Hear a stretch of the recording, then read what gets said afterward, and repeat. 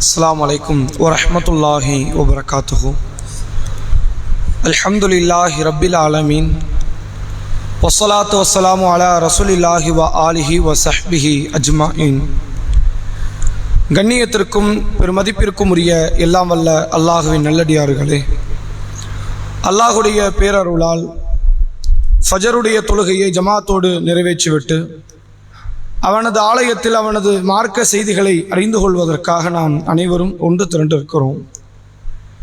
இந்த தருணத்தில் அல்லாஹுடைய தூதர் அவர்கள் எத்தனையோ பல பிரார்த்தனைகளையும் பல அல்லாஹ்விடத்தில் கேட்க வேண்டிய சில முக்கியமான கோரிக்கைகளை குறித்தும் நமக்கு சொல்லித்தரக்கூடிய வேளையில் ஒரு சில காரியங்களை மட்டும் நீங்கள் அல்லாஹ்விடத்தில் கேட்காதீர்கள் என்று அல்லாஹுடைய தூதர் அவர்கள் நமக்கு தடை செய்திருக்கிறார்கள். உலகத்தினுடைய செல்வங்களை பற்றி கேட்க சொன்ன நபிகளார், மறுமையினுடைய இன்பங்களை கேட்க சொன்ன நபிகளார், அல்லாஹுடைய அதிகப்படியான அருள் வளங்களை எல்லாம் கேட்க சொன்ன அந்த நபிகளார், உலகத்தில் நீங்கள் இந்த காரியத்தை அல்லாஹ்விடத்தில் நீங்கள் முறையிடாதீர்கள், கேட்காதீர்கள் என்று நபிகளார் தடுத்த ஒரு நிகழ்வுதான் இந்த மௌத், மரணத்தை. மரணம் எப்படியும் எல்லா மனிதர்களையும் வந்து சம்பவிக்க இருக்கிறது என்று திருக்குரான் சொல்கிறது. குல்லு நஃப்ஸின் தாயிகத்துல் மௌத், உலகத்தில் வாழுகிற எல்லா ஆன்மாக்களும் மரணத்தை சுவைத்துதான் ஆக வேண்டும்.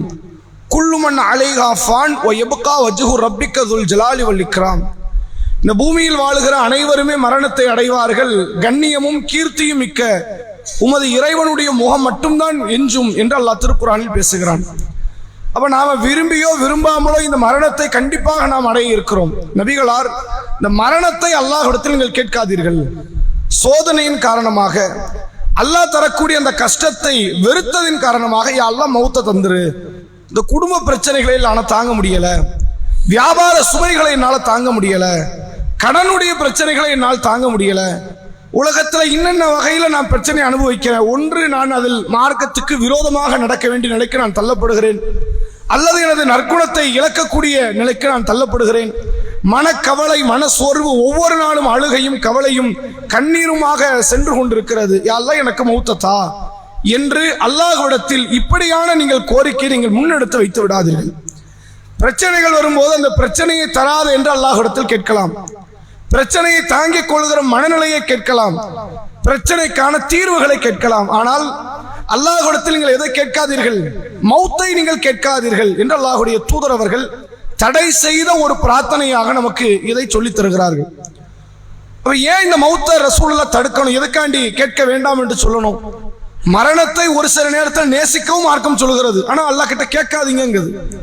நீங்கள் பார்க்கலாம், அல்லாஹுடைய தூதர் அவர்கள் சொன்னார்கள், மக்களே ஒரு காலம் வரும், மக்கள் இஸ்லாமிய மக்களை எதிரிகள், இஸ்லாத்தினுடைய விரோதிகள் இந்த மக்களை எல்லாம் அடித்து வாரி உண்ணுகிற சாப்பிடுகிற ஒரு சூழ்நிலைக்கு தள்ளப்படுவார்கள். இந்த முஸ்லிம்கள் எப்படி தள்ளப்படுவார்கள் என்றால், உணவு தட்டுகளை தேடி வருகிற மிருகத்தை போன்று முஸ்லிம்களை கொல்லுவதற்கு, முஸ்லிம்களை கொலை செய்வதற்கு எதிரிகள் ஒன்று திரள்வார்கள் அப்படின்னாங்க. சஹாபாக்கள் கேட்கிறாங்க, நாங்கள் அன்றைய காலத்தில் குறைவாக இருப்போமா? இல்ல, நீங்க அன்னைக்கு தான் அதிகமா இருப்பீங்க. முஸ்லிம்கள் தான் உலகத்தில் எப்படி இருப்பாங்க, மெஜாரிட்டியா இருப்பாங்க, ஆனால் உங்களால் உங்களை காப்பாற்ற முடியாது. இந்த சருகுகள் தெரியுமில்ல, மரத்தில் இருந்து காய்ந்த இலைகள் கீழே விழும், அது கொத்தா இருக்கிற மாதிரி தெரியும், ஒரு காத்துக்கு தாங்காது. அன்னைக்கு அப்படி நீங்க மாறிடுவீங்க, கூட்டமா இருக்கிற மாதிரி தெரிவிங்க, வெள்ளத்தில் அடித்து செல்லப்படுகிற சருகுகளை போன்று மாறிவிடுவீர்கள். ரசூலுல்லாஹ் சொல்லிவிட்டு அன்றைக்கு உங்கள் உள்ளத்தில் வகன் குடியேறிவிடும். நாங்க சஹாபாக்கள் கேட்டாங்க, வகன்னா என்ன அல்லாஹ்வின் தூதரே? கராஹியத்துல் மௌத் வ துஹிப்புத் துன்யா, உலகத்தை நீங்கள் நேசிப்பதும் மரணத்தை நீங்கள் வெறுப்பதும். உலகத்து மேல உங்களுக்கு அவ்வளவு ஆசை பாசம் வந்துவிடும், மௌத்து வந்துடவே கூடாது என்ற இடத்துக்கு நீங்க வந்துடுவீங்க. என்னைக்கு அந்த சிச்சுவேஷனுக்கு நீங்க தள்ளப்படுறீங்களோ அன்னைக்கு உள்ளத்துல வகன் வந்து விட்டது. வகன் வந்து விட்டது என்றால் இஸ்லாத்தை காப்பாற்றணும், முஸ்லீமை காப்பாற்றணுங்கிற எண்ணத்தை தாண்டி என்ன காப்பாற்றணும், என் குடும்பத்தை காப்பாற்றணுங்கிற சுயநல புத்தியில் வந்து விடுவீர்கள். அப்ப நீங்க லட்சம் பேர் இல்ல, கோடி பேர் இருந்தாலும் உங்களை கொண்டு எந்த விதமான பயனும் இருக்காது. நாங்க சொல்லலாம். அங்க என்ன சொன்னாங்க, மௌத்தை வெறுக்காது, மௌத்தை நீங்கள் வெறுத்து விடாதீர்கள், அதை நேசிக்கிற இடத்துல இருங்கன்னாங்க. இங்க ரசூலுல்லாஹ் என்ன சொல்றாங்க, மௌத்தை நீங்க அல்லாஹ் கிட்ட கேட்காதீங்கன்னாங்க. இந்த ரெண்டு முரண்பட்டதை போன்று தோன்றுகிற இந்த வார்த்தைக்கான விளக்கம் என்ன என்று பார்த்தால், இந்த துன்யா நமக்கு வேண்டாம், இந்த துனியாவினுடைய ஆடம்பர சுகமான வாழ்க்கை நமக்கு வேண்டாம். அதை விட சிறந்தது அல்லாஹ் மறுமை என்று சொல்கிறான். வலல் ஆகிரத்து கைருல் லக்க மினல் ஊலா. மறுமைதான் இம்மையை விட சிறந்தது. அப்ப இம்மையை விட சிறந்த வாழ்க்கை நீங்கள் நேசியுங்கள், இம்மையின் மீது ஆசையை நீங்கள் செலுத்தி விடாதீர்கள் என்பதற்கு நபிகளார் சொன்னார்கள், உலகத்தின் மீது நேசம் வைக்காதீர்கள். அதே நேரத்தில் இந்த உலகத்தில் அல்லாஹ் சில கஷ்டங்களை தருவான். குடும்பத்தில், வியாபாரத்தில், பொருளாதாரத்தில், உடல் ஆரோக்கியத்தில், மன நிம்மதியில் தொடர்ச்சியாக ஒரு அடிக்கு மேல் ஒரு அடி விழுந்துகிட்டே இருக்கும். எந்திக்க கூட அல்லாஹ் நேரம் கொடுக்க மாட்டான், அடி கொடுப்பான். அந்த சோதனையை தாங்கிக் கொள்ள முடியாமல் மௌத்தை நீங்கள் ஆசைப்பட்டு விடாதீர்கள். அப்படி ஆசைப்படக்கூடாது. சோதனையை காரணம் வைத்து மௌத்து ஆசைப்படணும். உலகத்தில் யார் ஆசைப்பட்டிருக்கணும்? நபிமார்கள் ஆசைப்படணும். ஆனால் அவர்கள் அந்த விஷயத்தில் ஆசைப்பட்டாங்களா? எல்லாம் என்ன இவ்வளவு அடி, உன் மார்க்கத்தை சொன்ன ஊரை விட்டு வரைச்சிட்டாங்க, ஒரு மார்க்கத்தை சொன்ன அடிக்கிறாங்க, என்னெல்லாம பண்றாங்க, எல்லாம் எனக்கு சீக்கிரம் மௌத்தை தானே கேட்டிருக்கணும். நூஹ் அலைஹிஸ்ஸலாம் கேட்கலையே. இப்ராஹிம் அலைஹிஸ்ஸலாம் கேட்டிருக்கணும், நெருப்பு குண்டத்தில் தள்ளப்படும் போது கேட்கலையே. அல்லாஹ்வுடைய தூதர் அவர்களை ஹிஜ்ரத் செய்யும் போது கேட்டிருக்கணும், கேட்கலையே. அப்ப உலகத்தில் தரப்படுகிற சோதனையை கருத்தில் வைத்து நீங்கள் மௌத்தை எதிர்பார்க்காதீங்க. எதுக்கு மௌத்தை எதிர்பார்க்கணும் தெரியுமா? மறுமை இன்பத்தை சீக்கிரம் அனுபவிக்கணுமே. உலகத்தினுடைய குழப்பம் நம்மளுடைய மார்க்கப்பட்ட எடுத்துருமோ என்ற நிலையில் நீங்கள் எதை எதிர்பார்க்கணும்? மௌத்தை நீங்கள் எதிர்பார்க்க வேண்டும் என்பதை மார்க்கம் சொல்கிறது. அதனால தான் ரசூலுல்லாஹ் சொன்னாங்க, நீங்க அல்லாஹ்விடத்தில் மௌத்தை கேட்காதீர்கள். இந்த வாழ்நாள் அதிகப்படுவது இறை நம்பிக்கை கொண்டவனுக்கு 2 வகையில் நன்மை தரலாம். வாழ்நாள் கூடுதுன்னு வைங்க, அல்லாஹ் வாழ்நாளை அதிகப்படுத்துகிறான் என்றால் இறை நம்பிக்கை கொண்டவனுக்கு 2 நன்மைகள் அதை கொண்டு கிடைக்கும். ஒன்று, நன்மைகளை அதிகப்படுவதற்கு ஒரு வாய்ப்பு கிடைக்கும். நம்ம எவ்வளவு நாள் ஒரு நன்மை சேர்த்திருப்போம், சிலதை அலட்சியத்தின் காரணமாக, பொடும்போக்கின் காரணமாக பல நன்மைகளை விட்டுருப்போம். இன்னொரு 10 வருஷம் ஆயுள் காலத்தை தரான். உங்களுக்கு 50 60 தரம், இப்போ 60 70 தரான், 80 100 வரைக்கும் எல்லாம் தரான்.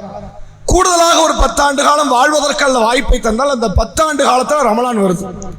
அந்த 10 வருஷத்துல எவ்வளவு நன்மை செய்வதற்கான வாய்ப்பு இருக்கு. அந்த 10 வருஷத்துல ஒரு 520 ஜும்மா இருக்குது. அந்த 10 வருஷத்துல உங்களால் நன்மை செய்வதற்கான நேர கால பொழுதுகளை அல்லாஹ் அதிகப்படுத்துகிறான். நன்மை தட்டை கணக்க வைப்பதற்கு அல்லாஹ் ஆயுள் காலத்தை அதிகப்படுத்துகிறான். அது ஒரு வகையில் பாக்கியம். சரி, 10 வருஷத்துல நம்மளால பெரிய நன்மை செய்ய முடியாது. செய்த பாவத்தை பிராயச்சித்தம் தேடுவதற்கு ஒரு வாய்ப்பு இருக்கும்.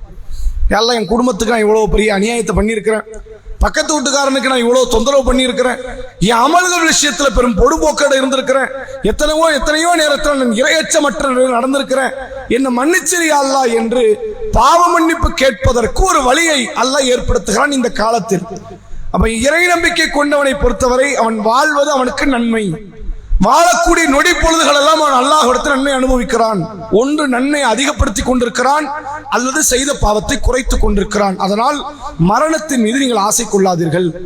மரணத்தை நீங்கள் ஒரு காலத்திலும் வந்துவிட வேண்டும் என்ற எதிர்பார்ப்போடு இருக்காதீர்கள். அதே நேரத்தில் அல்லாஹ்வுடைய திருப்திக்குரிய மரணமாக இருக்கும் பட்சத்தில் அடுத்த நொடி வந்தால் நல்லது அப்படின்னு எதிர்பார்ப்பு. ஏன்னா அப்படி மரணம் கிடைப்பதற்கிறதே அது பாக்கியத்தில் பெரும் உண்ட பாக்கியம், சாதாரண இடம் கிடையாது.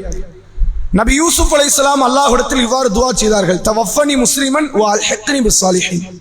யா அல்லாஹ், என்னை முஸ்லிமாக நீ கைப்பற்று, நல்லோர்களோடு இணைத்தவை. யார் கேட்கிறா? உலகத்தின் இறையற்றவாதிகளுடைய தலைமைத்துவத்தில் இருக்கிற நபிமார்களில் ஒருவர் கேட்கிறார், யா அல்லாஹ், என்னை என்ன செய், முஸ்லிமாக நீ கைப்பற்று. நான் முஸ்லிமா இருக்கும், உனக்கு கட்டுப்பட்டு, உன்னை நினைவு கூர்ந்து, உன் மீது ஆதரவு வைத்து, உன் மீது ஆசை வைத்து, சொர்க்கத்தை எதிர்பார்த்து, அப்படி ஒரு நிலையில் எனக்கு மௌத்தத்தா. நல்லோர்களாக இதற்கு முன்பு எத்தனை பேர் மௌத்தா இருப்பாங்க, இதற்கு பிறகு எத்தனை பேர் மௌத் ஆக போறாங்க, அந்த நல்லோர்களுடைய கூட்டமைப்பில் என்னையும் ஒருவனாக யா அல்லாஹ் நீ ஆக்கு என்று கேட்டார்கள். அப்ப நல்ல முறையில் கிடைக்கிற அந்த இறை பொருத்தத்துக்குரிய மரணம் இருக்குது, அது அடுத்த நொடியே வந்தாலும் அதை ஏற்றுக்கொள்ளக்கூடிய மனநிலையில் இருங்கள். சஹாபாக்களுக்கு ரசூலுல்லாஹ் அதைத்தான் உணர்த்தினாங்க. மௌத்து வேணும் ஓடாதீங்க.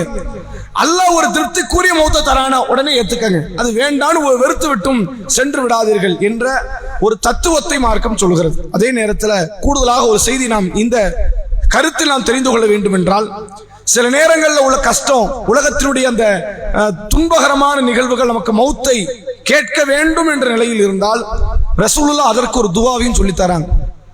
மௌத்துன்னு கேட்காதீங்க, மௌத்தை வேற வார்த்தையில கேட்கலாம். கஷ்டம், அவன் கஷ்டம் அவனுக்கு தான் தெரியும், அவனால தாங்க முடியாது. ஒன்று வீட்டை விட்டு ஓடிடலாமான்னு தோணும், அல்லது தற்கொலை செய்து கொள்ளலாமான்னு தோணும். இப்படி ஒரு பெரும் நிர்பந்தத்திற்கு ஒருவன் தள்ளப்படுவான். அப்படி தள்ளப்பட்டதுனால ரசூலுல்லாஹ் என்ன சொல்றாங்க, அவன் தற்கொலை பண்ணக்கூடாதுன்னா மௌத்தை கேட்டுதானே அவன் அல்லாஹ் கிட்ட. அப்படி ஒரு நிலைமை இருக்குது, நீ மௌத்தை கேட்காத, மௌத்தை வேற வார்த்தையில கேளு நாங்க ரசூலுல்லாஹ். ரசூல் ஸல்லல்லாஹு அலைஹி வஸல்லம் அவர்கள் சொன்னார்கள், அல்லாஹும்ம அஹீனி மா கானத்தில் ஹயாத்து கைரல்லி வதவஃபினி இதா கானத்தில் வஃபாத்து கைரல்லி. யா அல்லாஹ், நான் வாழ்வதுதான் எனக்கு நல்லது என்று இருந்தால் என்ன வாழவும், இன்னும் நான் எவ்வளவோ பல இன்பத்தை அனுபவிக்கணும், எவ்வளோ வாழ்க்கையினுடைய பல சுவாரஸ்யத்தை அனுபவிக்கணும் என்று நீ நினைத்தால் என்னை இன்னும் வாழவை, தப்பு கிடையாது. இல்ல இதுக்கப்புறம் நான் வாழ்றது இந்த உலகத்தில் பிரயோஜனம் கிடையாது, அது பாரம், சுமை, அது எனக்கும் சுமை, என்னை சார்ந்தவர்களுக்கும் சுமை, நான் வாழ்வது கஷ்டம் என்று இருந்தால் இதுக்கப்புறம் என்ன வாழ வைக்காத, எல்லாம் என்ன மௌத்தாக்கி. இங்கே எதைத்தான் கேட்கிறோம், மௌத்தை தான் கேட்கிறோம். ஆனால் இந்த வார்த்தையில் நீங்கள் கேளுங்கள், மார்க்கத்தில் தினம் கிடையாது, தடை கிடையாது.